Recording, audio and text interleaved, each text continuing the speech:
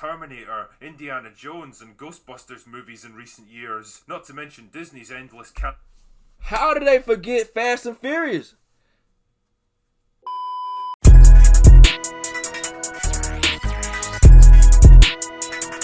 It's your boy Wonder Morris, and today we got The Critical Drinker. Why modern movies suck, they're too expensive. That's an interesting title, so let's get into the video.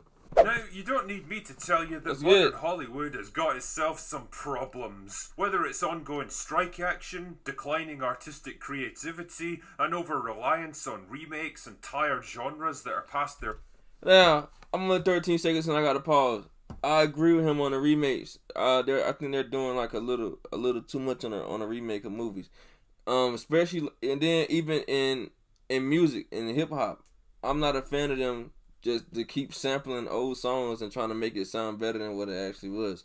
Like, they keep sampling like classic old 80s and 90s hip hop. The beats keep sampling the beat and the hook and just trying to make it into like a TikTok song or like a Instagram reel song or a trendy song for like a couple of, not even a couple months, a couple of weeks, and then the song is just forgot about. I'm not a fan of that either. Like, I'm not a fan of that, so I agree on that.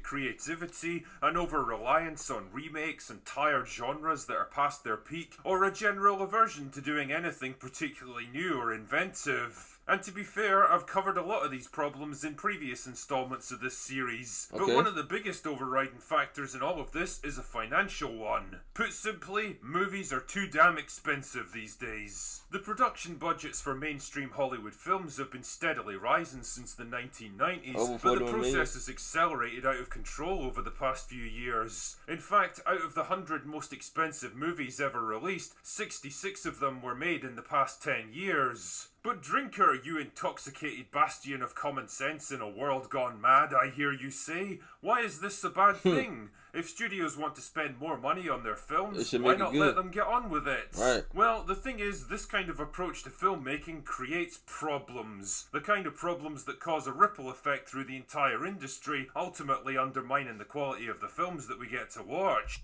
Hold on, I gotta pause them right here. How come when they spend more money on a movie, the movie, like, I don't get how you spend money on a movie and the movie turns out to be garbage or like it's not as good as expected. Like, I don't get that. Like, you invest all the money into the movie and the movie is not great. I don't, maybe, I don't know. I mean, I'm a movie guy, but I'm not a movie guy. Like, I watch movies, but like I'm not like a super movie dude. But I just don't understand how you can invest money into something. Like, you put a lot of money into something and it's not, the turnout is not as good as you thought it would be. Like, I don't know. I don't understand that. Maybe that's just how I think. I don't know. Maybe, I don't know. I just don't understand that. The first and most obvious of these problems is an economic one. As I explained during my Indiana Jones video, once you factor in promotional costs and distributors' fees, the average movie needs to make about 3 times its production budget just to break even. Right. That's hard enough even for relatively small movies, but it becomes infinitely more difficult for films at the top end of the scale. Because if your movie happens to be one of the growing number that costs more than $300 million to make, then you're looking at close to $1 billion just to start turning a profit. Okay. So if they make it, okay, I get it. Now, there's not many films capable of reaching that milestone. Which brings me along to another problem, the cost of failure. See, the financial losses incurred by the studio begin to rise exponentially as the budget goes up. A $50 million flop is embarrassing to be sure, but a $300 million flop is absolutely disastrous. Right. And the inevitable result of massive amounts of money being Casino at stake is that studios tend to seek out safety, predictability, and proven track records. Rather than taking a risk on smaller, riskier, and more diverse projects, they tend to blow their load on whatever's popular right now. And up until recently, that meant either big budget effects heavy superhero flicks, big budget effects heavy resurrections of old franchises, or big budget effects heavy remakes of classic films from previous decades. Right. Like you just said, they just go on with the flow of what everything is trending right now. Which I don't get why people don't want to come out and I feel like if you come out and be different with something, you'll get more attention towards that than trying to do what everybody else does. Y'all get what I'm saying? Like, if you if you do something that's not thought of or like haven't been done in 15, well, no, that's not like a remake though. But if you come out with some like a crazy movie idea and everybody just gravitate to it, but that you won already though, because people have gravitated to it because of a different, instead of you doing something that's trending. Like, Common factor here, there seems to be a real mentality in Hollywood now that bigger and louder somehow equals better, and the result is an endless competition to produce the most visually stunning pieces of cinema possible. Right. But the problem is that the more you focus on the visuals of your film, the more you tend to neglect everything else around it. Yep. These days there's an over-reliance on the more you focus on the visuals, the less you focus on the actual story. Yeah, it gets boring. Like, all that visual stuff is cool, but after a while, if you it'll get boring and the movie will get dry. Like, it'll.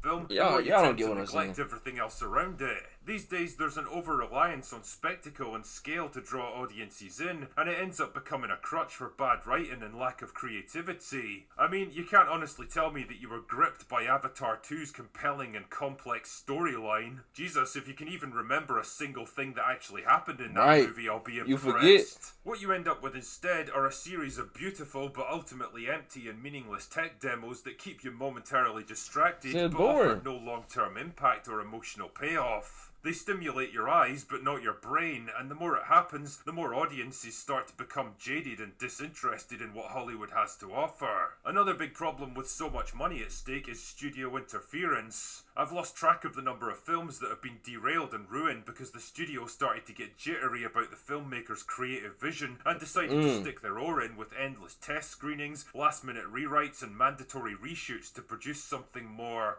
commercially viable. Again, it's a nice idea in theory, but the problem is that studio executives aren't storytellers, they're money men, and the decisions they make tend to be driven by whatever they think will generate the most money. Narrative cohesion and creative integrity don't tend to factor into their thinking, because all that really matters is keeping the shareholders happy. Right. Not only do rewrites and reshoots undermine a filmmaker's creative vision, but they also push the film's production budget even higher, making it even more difficult to turn up profits. So what do you do when movies cost a shit ton of money to make and your confidence in new projects is at an all-time low? Well, you resurrect dusty old franchises with inbuilt fan bases and strong name recognition and hope that it'll somehow translate into financial success. Yep. Why do you think we've seen so many new Star Trek, remakes, Star Wars, Terminator, Indiana Jones and Ghostbusters movies in recent years? Not to mention Disney's endless How did they forget Fast and Furious?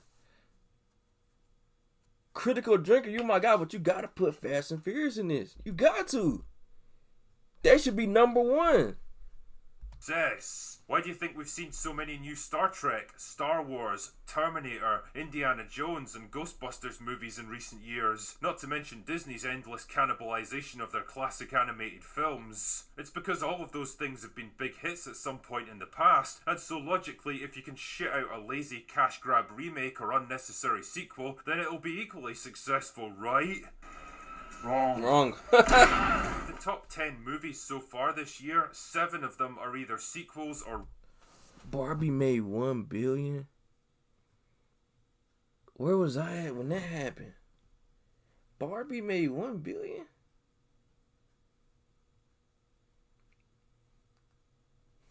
I was on the internet too, like when the movie first came out, Barbie. I didn't know it made that much. But I was seeing, I was like, okay, it made sense why they made $1 billion. Cause I'm seeing dudes talking about they about to go see the movie. I'm like, I don't know. Maybe I'm tripping. I don't know. The top 10 movies so far this year, 7 of them are either sequels or remakes of older films. Was Guardians of the Galaxy good? I didn't see that. I heard a lot of people saying it was like, was it Guardian? No, it was Ant-Man and Wasp. That's what it was. Okay, I see it. Okay, so I saw the Mario movie. I saw Fast X. I didn't like it. I did not like Fast X. I saw Spider. No, I didn't. I didn't see Spider-Man. I didn't see Little Mermaid. I didn't see Ant-Man. I saw Mission Impossible. I saw Transformers. I saw John Wick. The movies I saw, only one of them I did not like. That was Fast X from this list. I didn't like that one. But I think the best one that I liked was the Mario. I like Mario. I like the Mario one. I would say Mario, John Wick. No, I would say Mario, Mission Impossible. No, Mario, John Wick, Mission Impossible, Transformers. There you go. My bad, y'all. I had a brain fart. Films. And the thing is, it didn't always used to be this way. Go back in time 20 years and the biggest films of 2003 were Return of the King, Pirates of the Caribbean, Finding Nemo, and Bruce Almighty. Right. Jump back 30 years and Jurassic Park, The Fugitive, No The remakes. Firm, Sleepless in Seattle, and Mrs. Doubtfire ruled the box office. I mean, I know No remakes, no trends. Something different from it. I just said that in the beginning a few minutes ago. Something different. Nothing in the same category. I just said that. Sleepless in Seattle, and Mrs. Doubtfire ruled the box office. I mean, I know which movies I find more worthy of my time. There's also a rather predictable tendency to follow the crowd at the top levels of Hollywood, leeching off winning formulas to replicate the successes of others, rather than taking the risk of inventing your own. I know it's become popular to shit on the MCU nowadays, but in its prime, it absolutely changed the landscape of modern blockbusters. Fire. I'm sorry.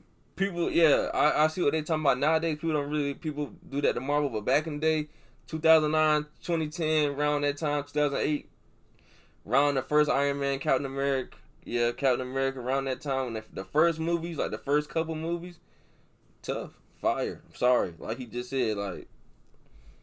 The MCU nowadays, but in its prime, it absolutely changed the landscape of modern blockbuster movies to the point where almost everyone adopted the exact same style and tone. Serious, mature, and thought-provoking storytelling was out, and snarky, ironic, self-deprecating humour was in. How many movies over the past 10 years can you think of where characters stop every couple of minutes to make another lame attempt at a Joss Whedon joke? It's because everyone wanted their movie to be the next Avengers. Right. The result of all these different factors is a kind of creative inertia, a feeling of bland, depressing sameness. You get the sense that most big budget movies nowadays all rolled off the same assembly line, composed of the same basic ingredients with only minor alterations. And I guess what I'm trying to say is that we seem to have reached the maximum upward limit of how big and expensive movies can possibly be, beyond which it becomes impossible to even turn a profit. And maybe it might be time for studios to start backing down a little, stop risking everything on one mega project that has to appeal to as many people as possible, and start investing their money in a more diverse range of smaller, cheaper, creatively ambitious films with a lower bar for success. I agree. Projects where the filmmakers actually get the creative freedom they need to bring their visions to life without constant interference, where they can afford to take risks and try out new ideas without the fear that one single failure could bring down the entire studio. And to be honest, I think we could all benefit from a bit more variety in our summer movie season.